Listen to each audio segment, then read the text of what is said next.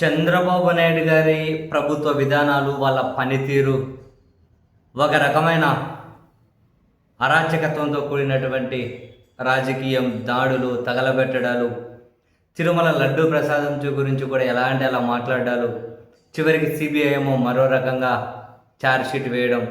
ఈ ఓవరాల్గా చంద్రబాబు నాయుడు గారి పార్టీని వ్యతిరేకించే వాళ్ళ కథ పక్కన పెడితే, తన పార్టీని ఇన్ని రోజులు అభిమానించి, తన పార్టీని ఇన్ని రోజులు సోషల్ మీడియాలోనూ బయట మోసిన వాళ్ళకు కూడా విసుగు పుట్టేసి, కొందరు మాకు ఈ రాజకీయాలు వద్దు, మేమేక అసలు ఈ రాజకీయాలు జోలికి ఉన్నాం, అందరూ ఆతాను ముక్కలేనని చెప్పి పెద్ద పెద్ద పోస్టులు పెట్టేసి తప్పుకుంటూ ఉన్నారు. మరికొందరు అసలు జోగి రమేష్ గారి ఇంటి మీద నిప్పు పెట్టడం ఏంటి, ఓ చిన్న రాజకీయ విమర్శకే తట్టుకోలేకపోతే ఇదేంటిది, ఈ విధంగా అందరి ఇల్లు తగలబెట్టుకుంటూ పోతే జనం ఏమనుకుంటున్నారు, ఇంత అరాచకత్వం రాజ్యం వెళ్తుందంటున్నారు.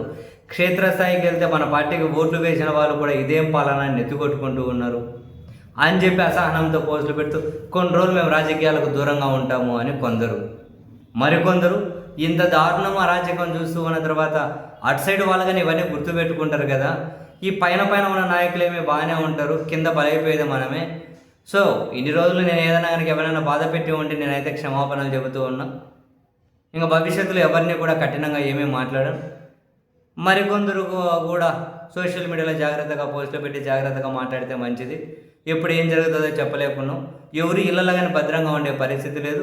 మాజీ మంత్రులు ఇళ్ళకే నిప్పులు పెట్టి తగలబెట్టేస్తూ ఉంటే మనలాంటి సామాన్యుల పరిస్థితి ఏంటో చూడండి.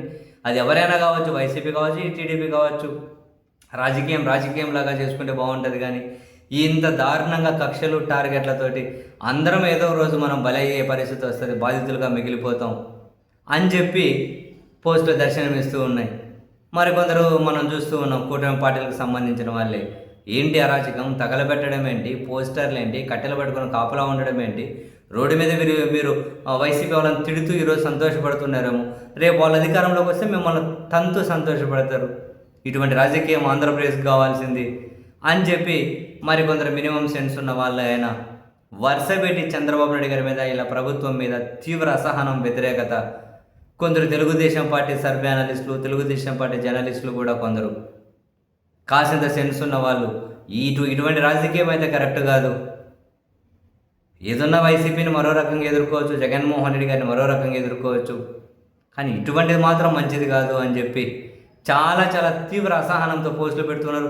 కొందరు వదిలేసి వెళ్ళిపోతున్నారు. ఈ రాజకీయాల్లో తగిలించుకొని తప్పు చేసాం, మా పని ఏందో మేము చేసుకుంటాం అని చెప్పి వదిలేసుకొని వెళ్ళిపోతూ పోస్టులు పెడుతూ ఉన్నారు. అంత దారుణంగా ఉంది, అంత దారుణంగా విసిగిచ్చేస్తున్నారు. అసలు ఎవరు ఈ పాలన నడిపిస్తూ ఉన్నారో, ఎందుకు ఇంత దారుణమైన పాలన చేస్తూ ఉన్నారో, అసలు ఏ ఫ్రస్ట్రేషన్లో చేస్తూ ఉన్నారో, ఎదుటి వాళ్ళు ఇల్లు కాల్చి, ఎదుటి వాళ్ళు తగలబెట్టేసి, ఎదుటి వాళ్ళని ఇబ్బంది పెట్టేసి ఆ శాడిస్టిక్ ఆనందాన్ని పొందుతున్నది ప్రభుత్వం వైపు ఎవరో నిజంగా అర్థం కావట్లేదు. దీన్ని పాలన అంటారా? దీనికోసం ప్రభుత్వాలా? ఇంత దారుణమా?